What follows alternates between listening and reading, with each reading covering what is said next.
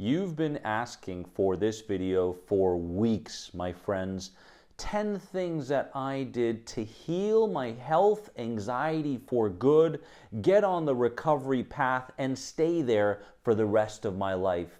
Let me share. Let's go.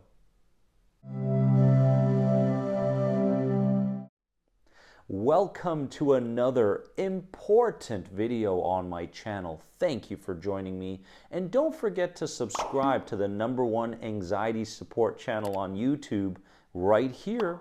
As well, if you want to learn more about the 12-week health anxiety recovery program that has helped thousands of people worldwide, click here or click the link in the description of this video. Now today we're talking about something very close to my heart, something very intimate. We're talking about the struggles and the recoveries in relation to health anxiety. Now, let me make something very, very clear here, okay? I had a big mindset issue when it came to my health anxiety recovery, meaning I looked at my recovery from the perspective of the part of me that was trying to keep me anxious. So call it inner child, I call it lower self, call it ego mind, whatever it is. If you approach the doings, the new patterns, the new routines, the new perspectives from the perspective of the part of you that wants to keep you anxious, you will always be anxious. So what I had to do was I had to begin to stop listening to that part of me and begin opening myself up to another part of me that was more spontaneous, intuitive, carefree, and I found that I completely gave up on a lot of the old attitudes and mindsets in relation to my health anxiety recovery, and something new started to come into play. And I want to share some of these with you today. 10 things, in fact, that I did once I got the mindset right to heal my health anxiety for good. Number 1 is I stopped trying so hard to make the thoughts and sensations go away. We're always riddled with these ideas, 60,000 ideas per day that cross our mind. Not as many that cross our conscious mind, but are floating through our minds. These sensations that are always present throughout the day. And what I tried to do was I always tried to get rid of them. The moment the thought showed up, anger showed up with it. Why is this thought still here? And so I would go to my phone and I would try to distract myself. I would call someone. I would go to the doctors. I would always be stuck in doership, in the quality of doership. And doership served me very well in different aspects of my life, but that approach of doership, the more I do, the more action I take, the faster I'm going to heal, that approach does not work for health anxiety. So I had to stop trying so hard to rid myself of these specific health anxiety related ideas and sensations.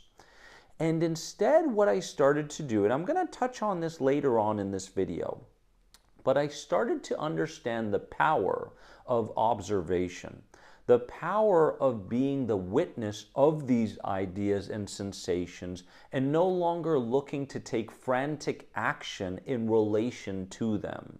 So friends, we're going to touch on this later on, but that's the first thing. Second thing I did to stop my health anxiety for good was I detached myself from anything that led to immediate gratification. Now there's a connection here, okay?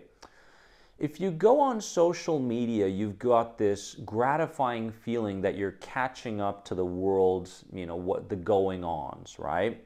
If you go on Netflix, there's this immediate gratification that you're going to be entertained by a specific show.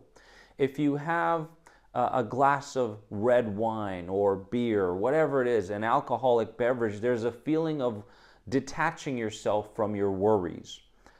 Video games, these sorts of things are connected to immediate gratification. Now, what I started to do is I detached myself from all of that and I started to focus my attention more on things that felt gratifying in the long term.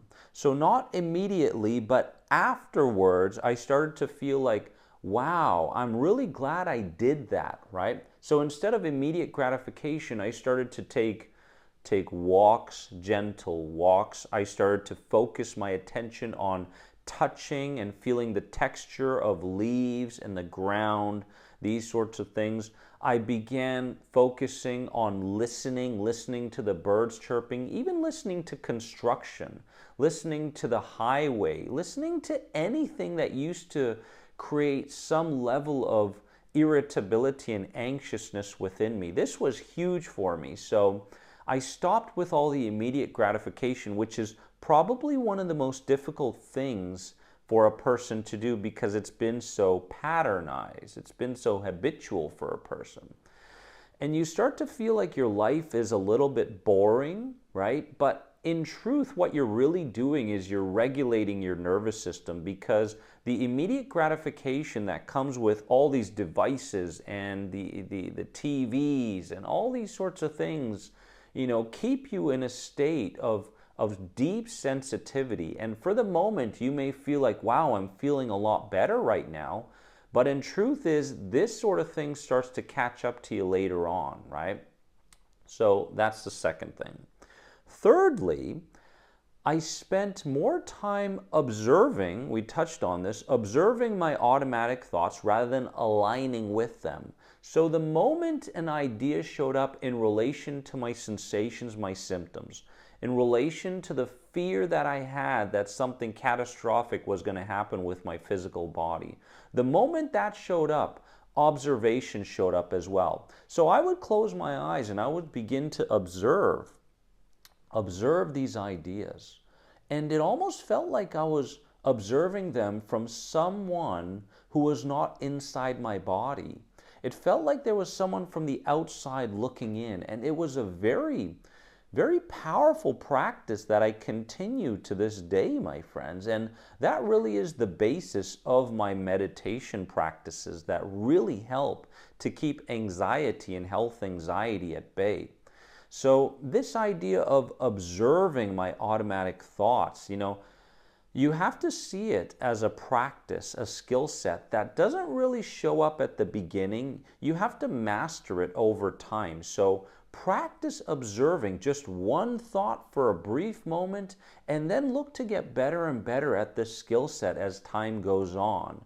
You're going to find that one of the most important aspects of health anxiety starts to show up, and that is losing the fear and becoming disinterested by the bodily symptoms, the irritated emotional responses to things, and the intrusive ideas, the catastrophic ideas in relation to something that you heard in the news or something related to you and your physical body. So you do have the power to do this, but you need persistence, you need patience, and it's a superpower. Comment below if in fact you are practicing observing your automatic negative thoughts and how it's going for you. I'd love to hear from you. Number 4 thing I did to stop my health anxiety for good, and this is very important, I spent time regularly speaking to my lower self or inner child, right? So it's incredibly loving, communicative. This idea that you can speak to the part of you that is unconsciously trying to protect you at all moments throughout the day. And it's like speaking to a person, like a legitimate person out there, but you're speaking to the part of you that's on the inside, the subconscious mind and body that has been programmed from such an early age to stand guard at any potential threat. And this can become chronic in mind or body. But what I started to do is I started to speak to this lower self, this inner child. I started to go, hey, listen, you are beautiful. And I am so grateful for all the protection that you are, you're pursuing through the mind and body. Thank you so much. But let me tell you, this world can feel safe. We can live in harmony with nature. We can be connected to source energy. We don't have to believe the same things we did. in connection with our parents or our authority figures. What was told to you when you were young isn't what really matters right now. It's the complete opposite. You are loved, you are accepted, you are appreciated, and let me guide you consciously towards safety, towards inner love, towards a feeling of we can cooperate with things and people on the outside world, and we don't have to compete constantly with things and people on the outside world. So if you're currently spending some time communicating, verbally communicating with your lower self or inner child, wonderful, good for you. I just want to urge that don't look for quick results when it comes to this. Why are these sensations still here? Why do I still feel so burned out? Why are these intrusive thoughts still here? Why is the dizziness here? Why do I still feel like I've got this shortness of memory? All those sensations and symptoms that have been accumulating based on suppressed feelings and associations with things in the outside world. Please don't get impatient. If this journey takes the rest of your life, then allow that to be, right? Don't look for the quick fixes, because if you do, you're going to be brought back to that frantic stage where you look for every kind of thing that could help you with your health anxiety, and in essence, in effect, it doesn't help you. Maybe symptomatically for a brief period of time, but the only way to heal health anxiety and recover for good, is if you've got this long-term, I've got you, I want to communicate with you, I'm going to help you to understand how safe and wonderful you are kind of an approach, right? Number 5 thing I did to stop my health anxiety for good was I never allowed myself to take on the role of victimhood again. Now, victimhood is very much connected to secondary gains. Now, you have to understand this at a deep level. Sometimes people don't allow themselves to heal because they're trying to prove a point to someone in the present or from their past. And this is just one connection to victimhood. I know this was me. Maybe it's you, maybe it's not. But we have to be blunt and brutally honest when it comes to our secondary gains. What are some of the reasons why I continue to hang on to the addiction to suffering that is connected to health anxiety? Okay? So anytime you feel like some aspect of victimhood is about to approach, for example, you've got a spouse and you want to tell that spouse how difficult your day is, or how increased your dizziness is, or your DPDR, or your burnout, you want to talk about it, hold yourself back, pause for a brief moment, and understand that what you're really doing is you're digging yourself a deeper ditch, a deeper hole, with every word that comes out of your mouth in connection to your victimhood, okay? And once you understand this, you're going to stop yourself, you're going to pause yourself in that moment, and you're going to go, hey, I know where this takes me, because words are commands to my subconscious mind and body. The more I talk about how difficult my healing is, the more difficult it becomes. Woo! There's a more than anxiety moment right there. Right there. Let's tap into that right there. So if it feels familiar, if it feels like you're going to take on the victim role, if you're looking for some kind of appreciation or attention, or you're looking for people to take you seriously, and you're allowing health anxiety or anxiety to be continued in your life, then you've got to recognize this and understand that this may be the very turning point that you need, this recognition, to turn this whole journey around. And once I stopped allowing myself to go into victimhood in any circumstance, that's when I started to find myself again, right? Number 6, I no longer needed my body to feel 100% all the time to live a fulfilling life. Health anxiety people and anxiety sufferers are perfectionists. If it's not done perfectly, then I've got to continue to look to find the answer to make it perfect, right? Because back in the day, based on grades or sporting activities or anything like that, the bar was set so high with your authority figures and other people that you looked up to, that you could never reach it no matter what you did, no matter what you said, no matter who you became. The bar was set too high. And now that perfectionism quality is showing up in your inner healing journey. So, if your body doesn't feel 100% and you wake up with some aches, some pains, the repeated burnout, okay, that goes with a dysregulated nervous system, if you got the sensations, the symptoms, the dizziness that shows up regularly, hey, you don't have to be consumed by what your body is doing anymore, right? How liberating is that? How freeing is that? And this goes a long way towards giving up the control that you always thought you needed over your body. We don't have a lot of control over our bodies. And once we understand this at a deep level, we can start to let go of that control. We can start to allow life to unfold as it may and not have to feel like at every given moment of the day we have to do something for our health, anxiety, healing. Comment below if this sounds like you, where you feel like you're always having to do something every single moment of the day and really focusing on whether you're doing it correctly in relation to your health, anxiety, that's only provoking more anxiety. What a realization, my friends, right? Number 7 thing I did to heal my health anxiety, and I hope you're getting some clarity at this point in the video.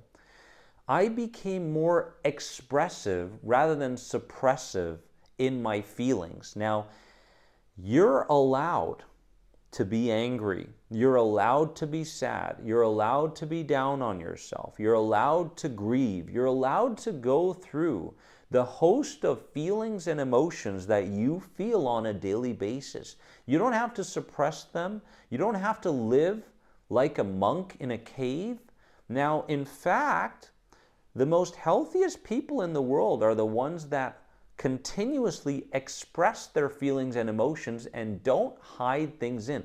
This doesn't mean go out there and be reckless and be angry at every single person that you see. No, it's about selective anger. It's about selective sadness. It's about allowing yourself to cry at times that you want to cry.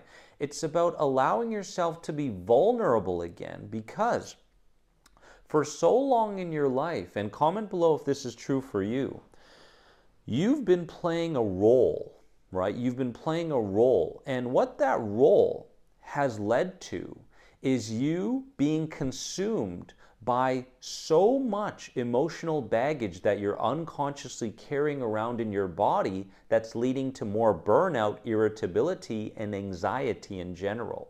So now is the time to be expressive again, because there was a time in your life where you told people how you felt, where you shared your ideas, your creative ideas with other people, where you stuck up for yourself. Now is the time to be expressive again and allow that energy that's been consuming you, stuck on the inside, to come out again. Because in truth, when you become expressive, you become authentic. And when you become authentic, you begin to consciously and unconsciously inspire those people around you, right? So this was huge for me. Number 8, I focused more often on the good parts of me rather than the bad, right? Oh, but my shoulder's still aching. What kind of cream can I get? What's the best massage gun out there? Is there a good physio nearby? And I stopped with all those things. I really did. And I went inside. And I started to go, well, I got a bit of shoulder pain there. Well, this thing can come and go, and the physical body can heal itself as long as this this catastrophic mind or this analytical mind gets out of the way. So when I realized this, it was a real turning point for me.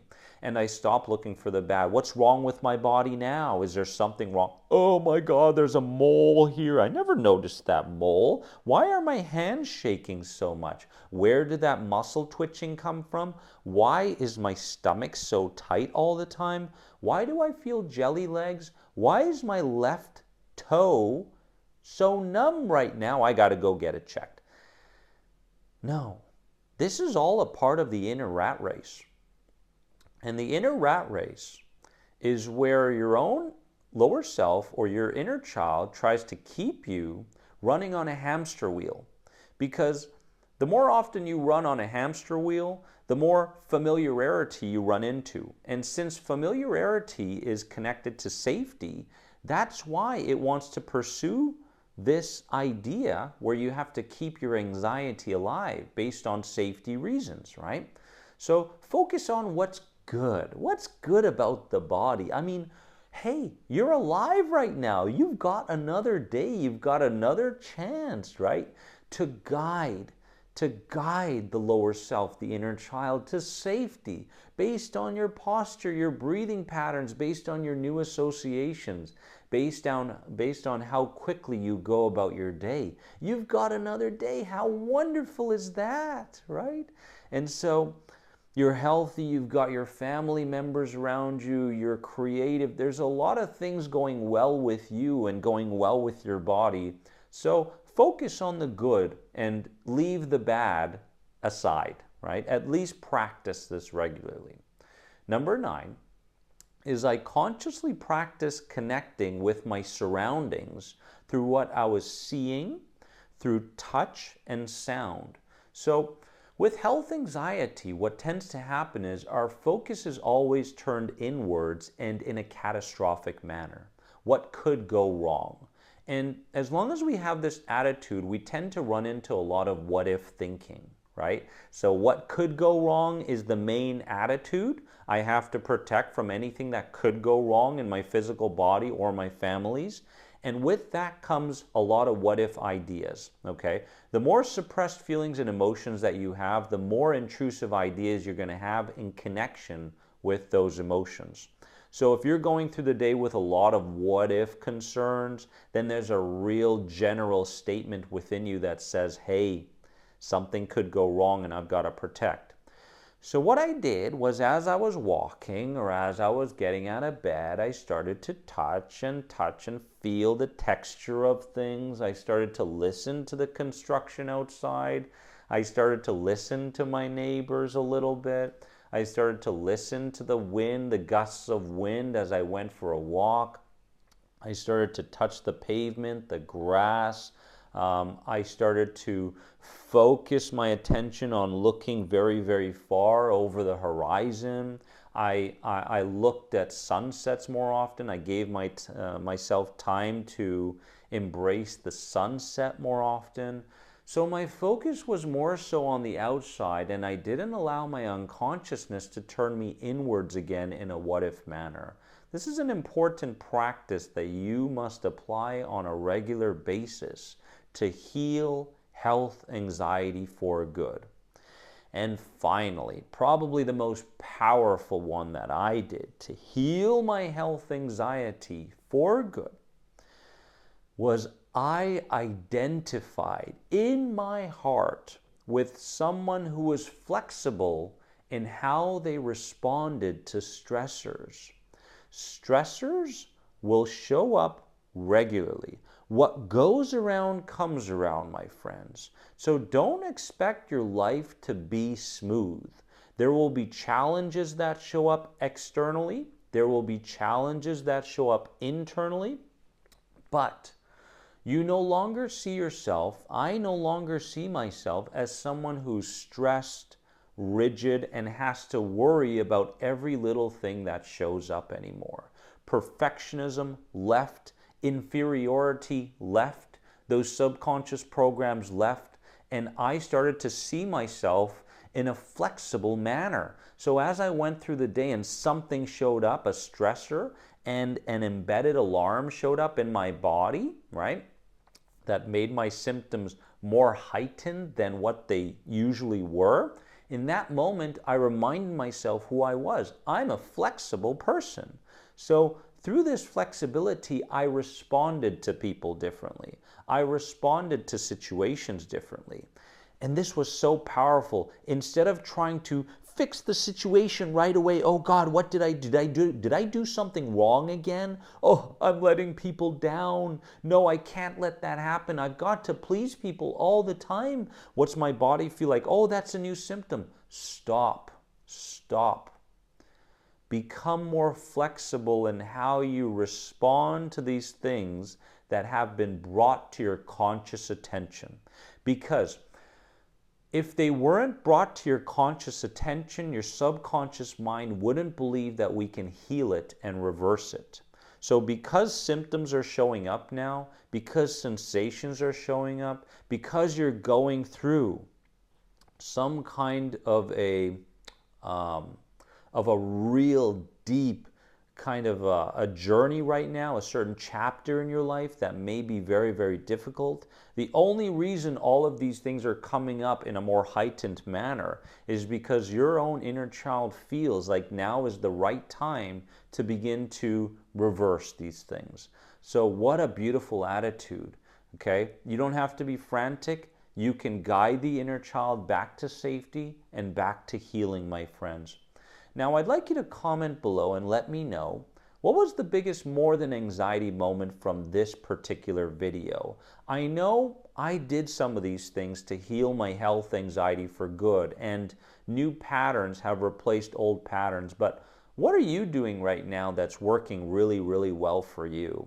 And if you know someone out there or a group or support group that needs this health anxiety healing video, please share it with them, because this is the sort of hope, this is the sort of guidance that we need to continue to share with others so that we can all become more than anxiety and see beyond some of the anxiousness that we go through throughout the day. I believe in you, and if you want to learn more about any of my anxiety recovery programs, start your healing journey today right here. Have a wonderful day, and I'll see you soon. Bye-bye.